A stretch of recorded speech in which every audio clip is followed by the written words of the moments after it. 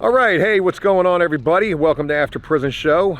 It's not just me here today. We're at the park. We do a lot of filming from this park. We've got Tom with us. What's up? We got Tom. We actually got a few folks with us. We've got Lucky. What's going on with you, buddy? Same old, man.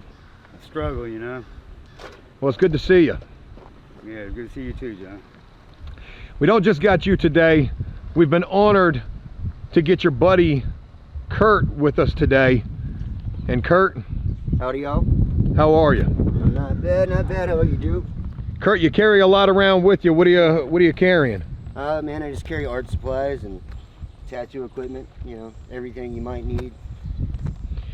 Well, it's a pleasure to get a chance to show you, given the fact that we've talked about you quite a bit with Lucky. We're not going to feature too much of Kurt.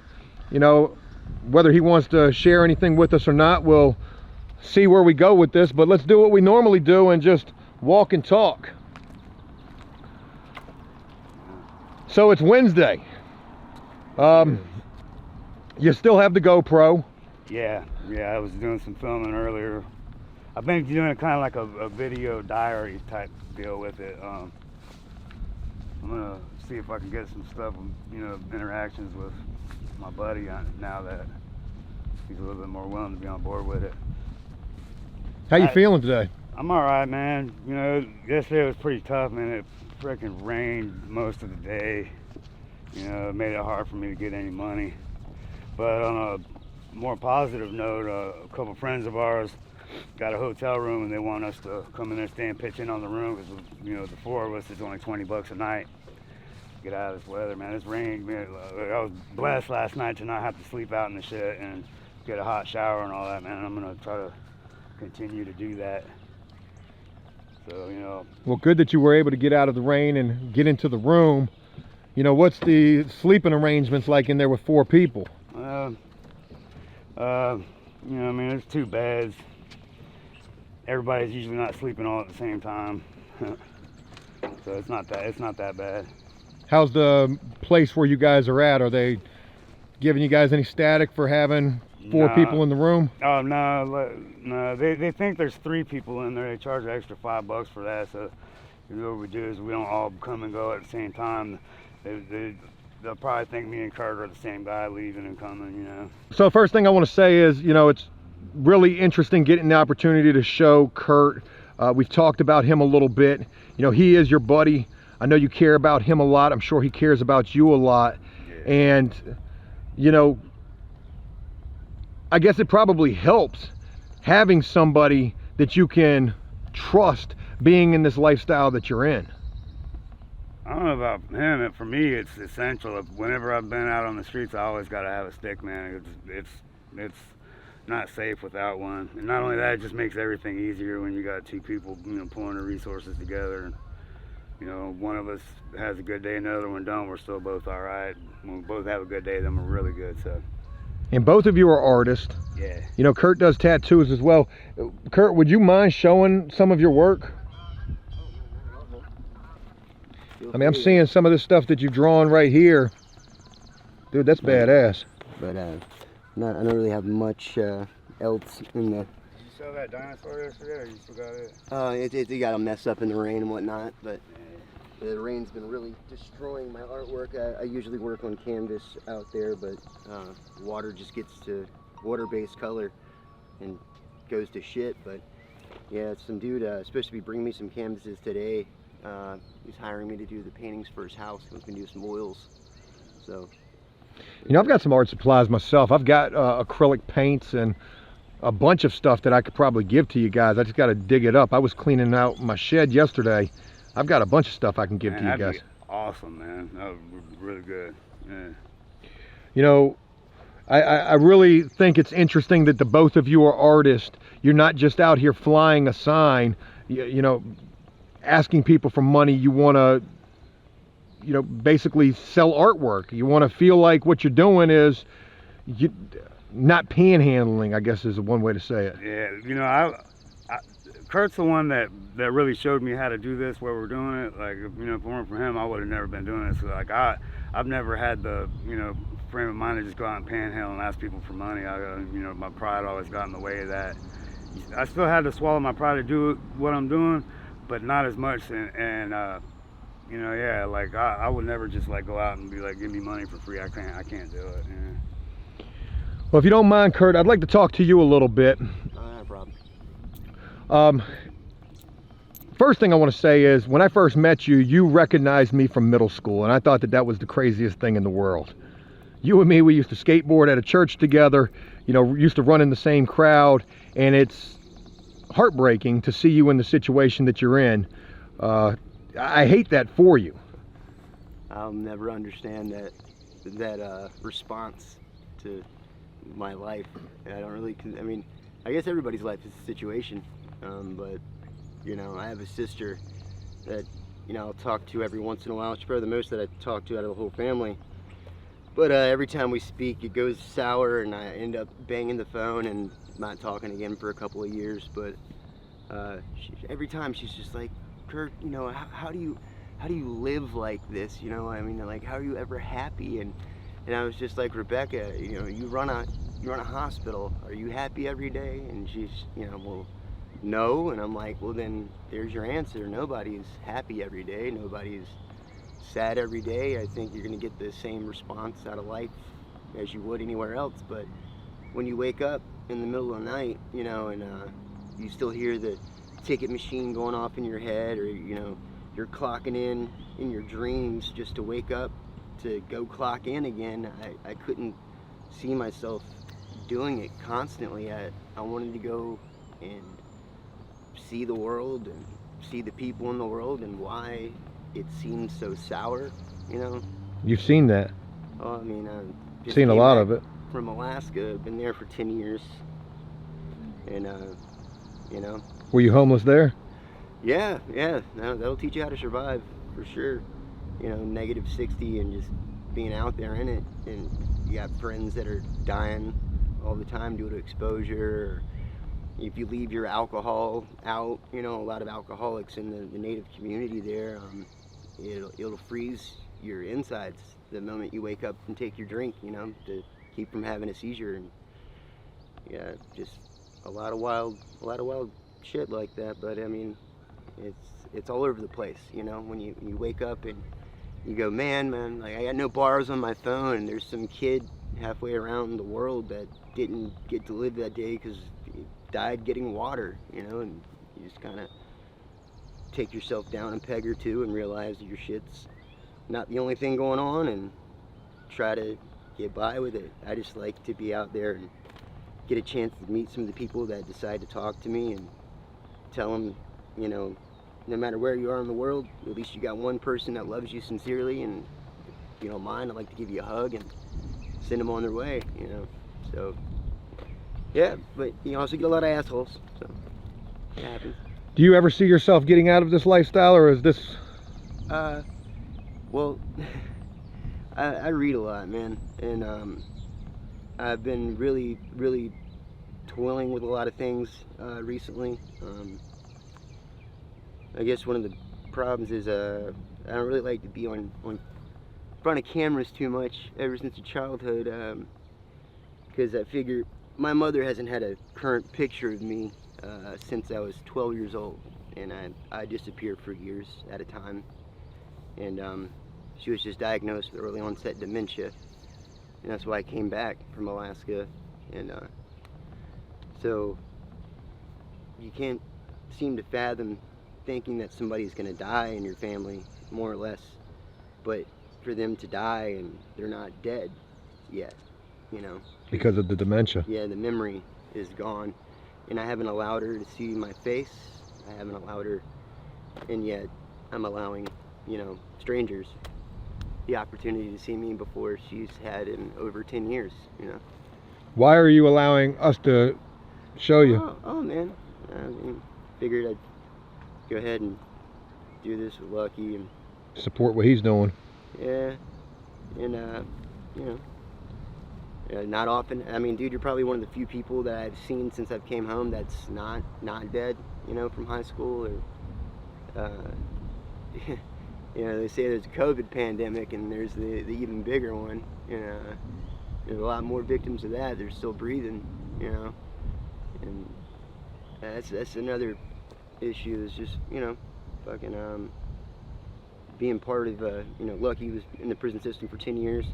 I got fortunate enough to, I won't even say fortunate, to never hit the spread. I had to do all my time in locals, you know, spent years and years behind drugs, just stupid shit, you know, 4 years of my life for residue, you know, fucking more than that. It's crazy. And to know that the people in power, I feel like, are behind it and just wanting to, I don't know. Criminalize people that aren't really criminals, you know. They label you as a criminal, put you in the system, and now, you know, everybody believes that to be true, you know. And I don't feel like I'm a criminal. I mean, I've had to do things that are illegal because the prohibition on drugs makes it, you know, impossible not to sometimes, you know. Well, not only that, the stigma from you being you know, yeah, I mean, the whole stigma coming out of the being a felon, penitentiary, yeah. and the tattoos. Of course, I've had people come up to me and ask me where I did my time at because of my tattoos and whatnot, and I like to tell them Azkaban, you know, or something stupid, you know. But you know, it's prison's a gateway to a much worse problem. That's low social peer groups, low class systems, right? Yeah. You're part of the lower now, lower class. But yep, they keep you in poverty, that's for sure. After that, but you found a way out, you know, using it as a platform, pedestal to help you up instead of, so that's good. I try to use it for some good as well, to either try to help people or at least give them the opportunity to share their stories or anything that they might want to share. Yeah. The other day, I seen this guy that I had done some work for before, and Tattoo work? no, you know, like construction work. I've done a couple of things for him after I got out of prison. You know, helped him, you know, hang some drywall and paint and stuff. And you know, subject came up about, you know, this, you know, documentary thing I'm doing with you. And he's like, oh yeah, I know who that is. And he mentioned Rabbit, and he's like, oh yeah, that guy Joe's just exploiting. And I was like, well, you know, I'm gonna tell you the same thing I'll tell anybody that would have negative things to say about Joe. Like, he's done nothing but good for me. So, you know, whether or not he's doing it for views, that at the end of the day it doesn't matter, because the outcome is still the same. You're helping me, and I'm sure you've helped out, you know, the other people that you work with too. Yeah, let me just go ahead and jump in here and say I'm absolutely doing this for the views. It's because of the views, though, that allows me to be able to do anything to help anybody who wants help. Yeah, and I completely understand that. Like, I have no bad things to say about you at all. And, Well, I appreciate it. yeah. Let me stop it right here for a moment. All right. I'm glad we're laughing, but Tom, do me a favor. Yeah. Get between the two of them and give me a good clap. Clap 3 times. Perfect. That's all I needed. That clap came from Mexico. It was a strong one. Yeah. That's how we sync up the audio here. All right.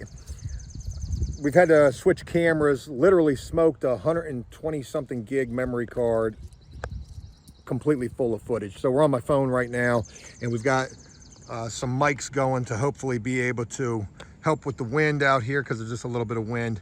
But again, I want to say, Kurt, I do appreciate your willingness to share anything that you are willing to share about, and it's a pleasure to get a chance to see you on video.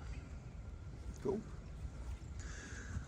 Lucky, I want to go back to something that you were just talking about. You said you ran into a guy that said that he knew of AfterPrisonShow, knew of the Rabbit situation, was just talking not so good about it and saying that I was probably exploiting you guys. Did he know me personally, or did he know me just from the videos? I think he kind of acted like he knew you personally, but I don't think he did, man. Well, I don't take it to heart, because, you know, people are going to feel one way or another when things don't go right.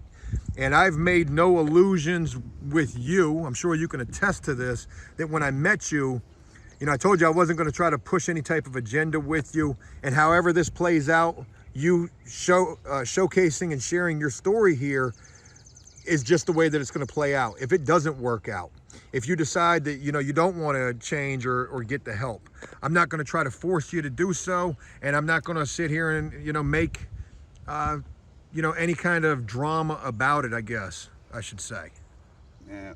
I just want to say about that, man, like, you know, the whole addiction thing, man, for me, it's just, I'm enslaved to it. That's why I want to stop. Like, there's things that I want to do that I can't do because, you know, I'm basically chained, you know, to my dope dealers. I can't get too far away from them and I get sick. And, you know, like, I've got the itch to get out and, you know, go see the country again. That's what I want to do.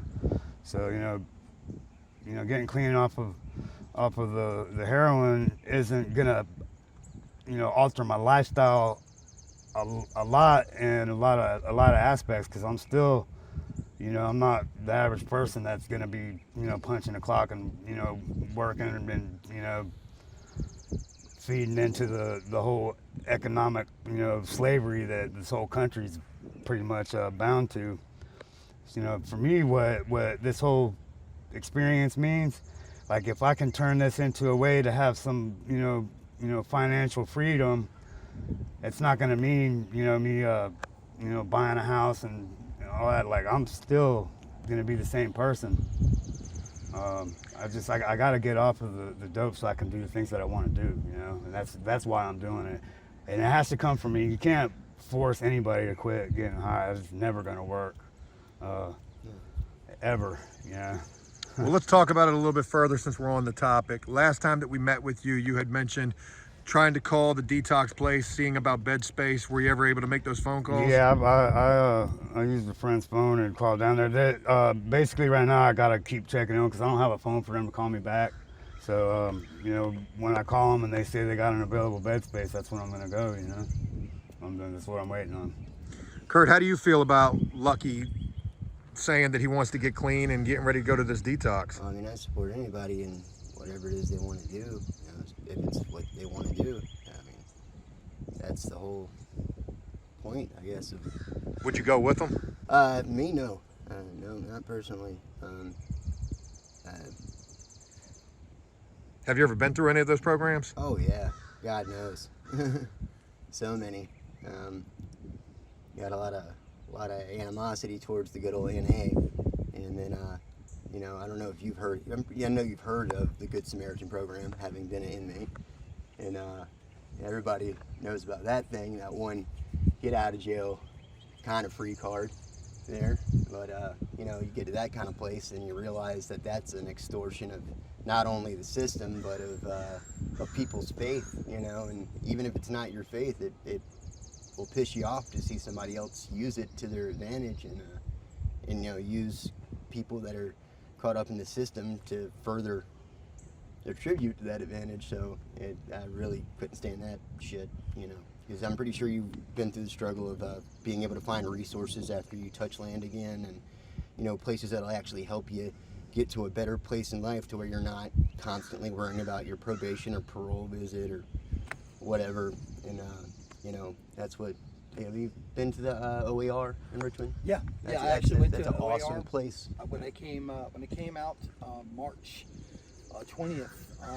OAR actually gave me some clothes. They were supposed to get me a hotel room, and that fell through with the other organization that OAR put me on with. OAR was fine. Yeah. It was the other organization, Yeah. and I wound up. We discussed this. They dropped me off at Walmart. The jail dropped me off at Walmart at 7:30 at night. Basically, here's your paper bag. Here's your clothes, man. Good luck, man. Yeah. Take care. Yeah. So yeah, I understand.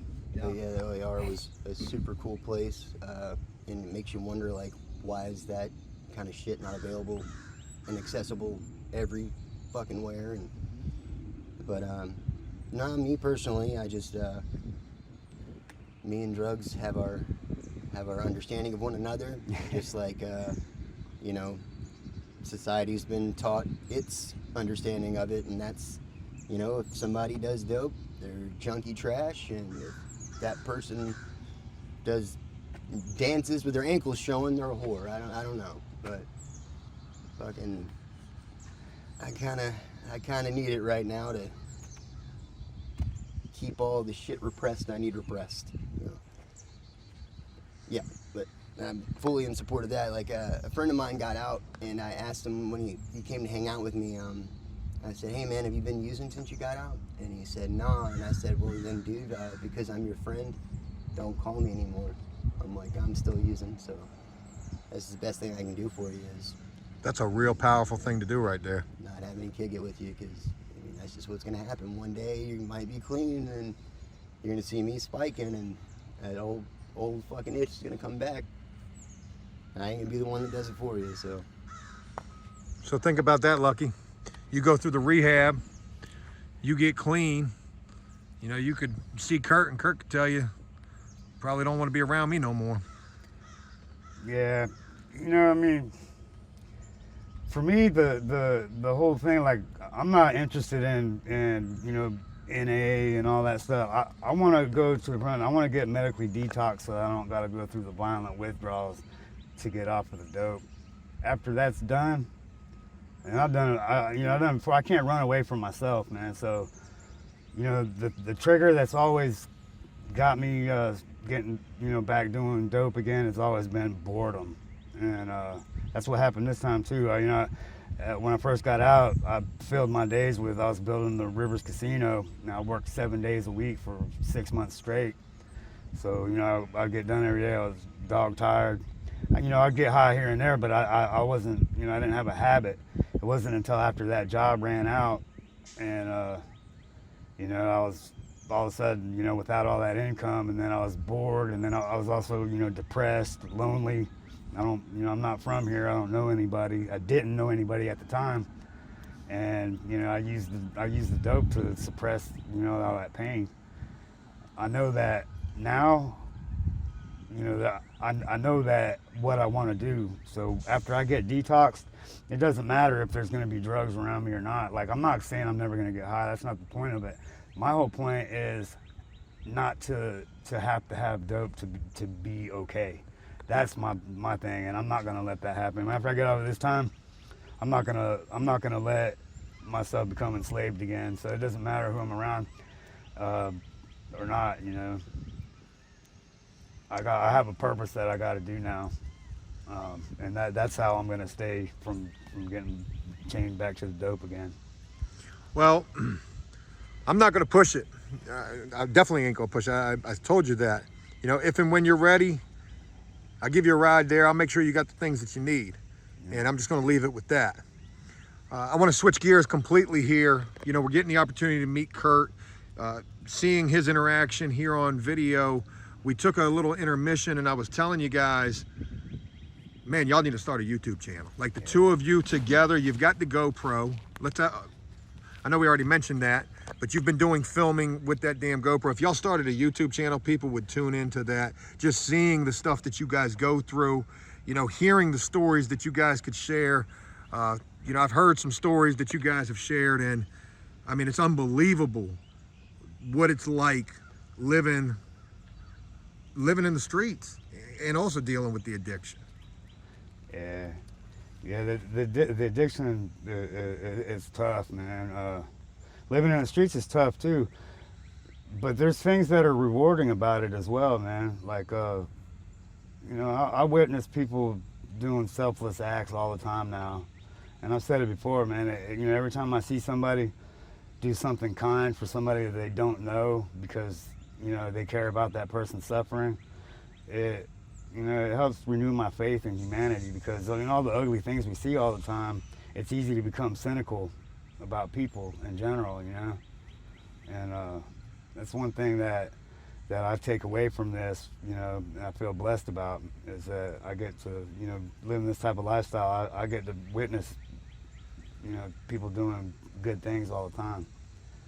I got to thank Kurt for that, because, you know, until, you know, I hooked up with him and started, you know, doing this, selling the art thing on the corner the way that, you know, I've been doing, that he taught me how to do, man. Like, that's the best thing that I've taken away from it so far, you know. And as far as the YouTube channel thing goes, like, I'm really interested in doing that, you know. There's a lot of stuff I want to do, man. Like, and that's the main reason why I need to myself get detoxed off of the internet, because I don't want to I don't want to go traveling around experiencing the country and have to worry about getting well when I do it. You know, that's just my personal decision. You know, I don't. It's too much stress waking up in the morning and, you know, if I don't have any dope, you know, where am I going to get it? That's what I'm tired of, you know, and it's hindering my ability to do the things that I want to do. That's why I'm going to stop, you know. Well, I'm not gonna make this super long. I think it was interesting that we got the opportunity to meet Kurt, see you guys interacting together. You know, I do hope that you're able to get into this detox program. I hope that you go to it. I'll help you in any way I can with that. I want to still continue to work with you regardless. You know, share your story. You got a lot of stories that you could share. And if you guys want to start a damn YouTube channel, shit, I'll help you. I think you guys would be great. I'd love to do it. I don't know if I can get Kurt on board too, because he'd be a essential piece to that puzzle, I think, you know. Well, I'm gonna go ahead and wrap it up with that. Lucky, I appreciate your time. Kurt, I appreciate your time as well. Thanks for having me, Joe. Yeah, man. You guys take care of yourself, and I look forward to talking with you again real soon. Yeah.